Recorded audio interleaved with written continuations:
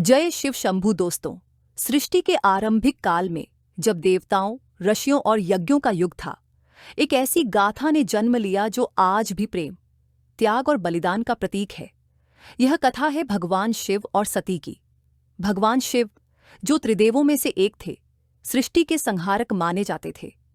वे कैलाश पर्वत पर ध्यान मग्न रहते थे, भौतिक सुखों और विलासिताओं से दूर, योग और तपस्या में लीन। उनकी सादगी और त्यागमय जीवन शैली भले ही साधारण लगती हो, लेकिन वह ब्रह्मांड के संतुलन का आधार थी।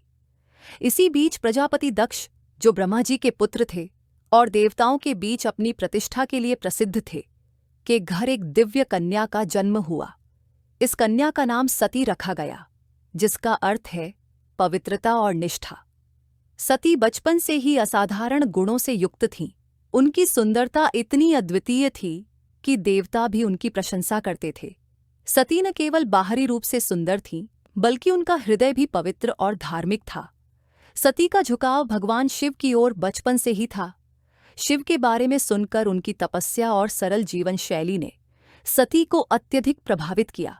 सती ने अपने हृदय में यह निश्चय किया कि वह भगवान शिव को ही अपना पति बनाएंगी।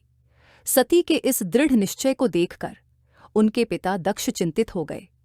दक्ष को शिव का साधारण जीवन पसंद नहीं था। वे चाहते थे कि उनकी पुत्री का विवाह किसी संपन्न और प्रभावशाली देवता से हो। सती ने अपने पिता की इच्छा के विरुद्ध जाकर भगवान शिव को पाने के लिए कठोर तपस्या शुरू कर दी। उन्होंने तपस्या में अपनी समर्पण और निष्ठा से भगवान शिव का ध्यान आकर्षित किया।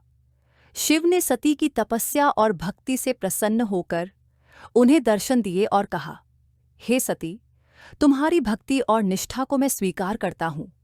मैं तुम्हें अपनी अर्धांगिनी बनाने के लिए तैयार हूं, लेकिन मेरा जीवन कठिन और तपस्वी है। क्या तुम इसे स्वीकार कर पाओगी? सती ने विनम्रता से कहा, महादेव, मुझे आपकी संगिनी बनने से अधिक किसी चीज की आकांक्षा नहीं है। मैं आपके साथ हर कठिनाई को सहर्ष स्वीकार करूंगी। शिव और सती का विवाह दिव्य रीति से संपन्न हुआ। सभी देवताओं, आर्षियों और ब्रह्मा जी ने इस विवाह में भाग लिया। सती के पिता दक्ष ने विवाह में भाग तो लिया, लेकिन उनका हृदय इस विवाह को स्वीकार नहीं कर सका। वे शिव के साधारण जीवन और उनके रूप स्वरूप को देखकर अत्यधिक क्रोधित थे। उन्होंने मन ही मन निश्चय किया कि वह शिव का अपमान करके अपनी प्रतिष्ठा को पुनः स्थापित करेंगे। कुछ समय पश्चात राजा दक्ष ने एक भव्य यज्ञ का आयोजन किया।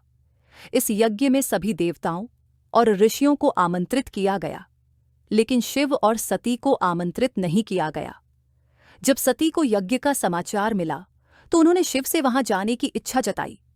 शिव ने गंभीर स्वर में कहा, सती, यह यज्ञ हमारे लिए नहीं है, वहां जाना उचित नहीं होगा। तुम्हारे पिता का अहंकार केवल अपमान और विवाद लाएगा। लेकिन सती ने उत्तर दिया, महादेव, वे मेरे पिता हैं। मेरा वहां जाना मेरा कर्तव्य है। कृपया मुझे अनुमति दें। शिव ने उनकी इच्छा को देखते हुए अनुमति दे दी। सती यज्ञ स्थल पर पहुंची, जहां सभी देवताओं और अर्षियों का स्वागत हो रहा था। लेकिन जैसे ही सती ने यज्ञ स्थल में प्रवेश किया, राजा दक्ष ने व्यंग्य भरे स्वर में उनका अपमान किया। उन्होंने कहा, यहां वह कन्या आई है जिसने उस अघोरी योगी को अपना पति चुना। शिव को देवता मानना मूर्खता है। वह केवल जंगल में रहने वाला एक भिखारी है। सती अपने पिता के इन अपमानजनक शब्दों से आहत हो गईं। उन्होंने कहा, पिताजी, आपने शिव का अपमान करके सृष्टि के मूल आधार को ठेस पहुंचाई है। यह यज्ञ अब शुभ नहीं रह गया है। अपमान और दुख से भरी सती ने अपने प्राणों की आहुति देने का निश्चय किया। उन्होंने यज्ञ कुंड में कूदकर अपने प्राण त्याग दिए। यज्ञ स्थल पर सन्नाटा छा गया। देवता भी इस घटना से स्तब्ध थे।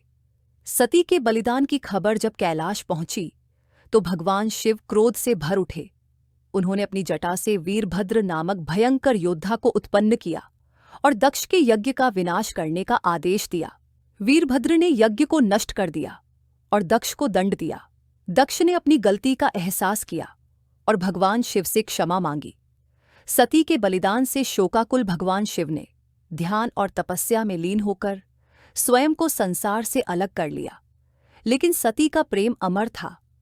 उन्होंने पार्वती के रूप में हिमालय की पुत्री के रूप में पुनर्जन्म लिया पार्वती ने भी शिव को पाने के लिए कठोर तपस्या की। अंततः शिव ने उन्हें अपनी अर्धांगिनी के रूप में स्वीकार किया।